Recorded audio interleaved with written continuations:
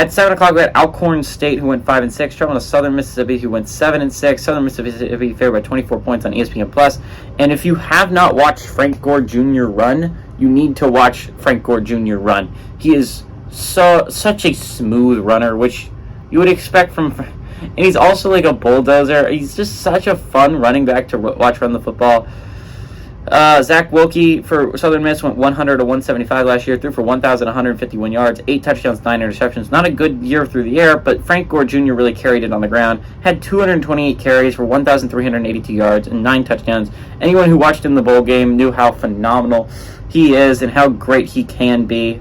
Jason Brownlee through the air also had 55 catches for 891 yards and 8 touchdowns, which is crazy. He accounted for every single one of Wilkie's touchdowns.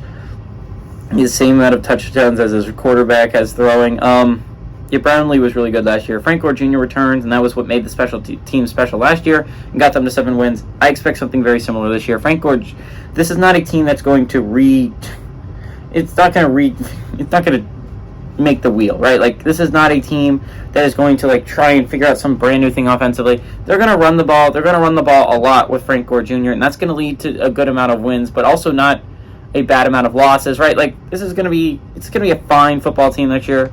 Frank Gore Jr. is a really good runner, and they're going to try and pound you into the ground. That's the way Southern Miss football is going to work this year. I think it's the way it works last year. And Alcorn State's a team that can be pounded into the ground. Give me Frank Gore Jr. and the Southern Mississippi Golden Eagles, I believe, to run over Alcorn State and cover the 24-point spread.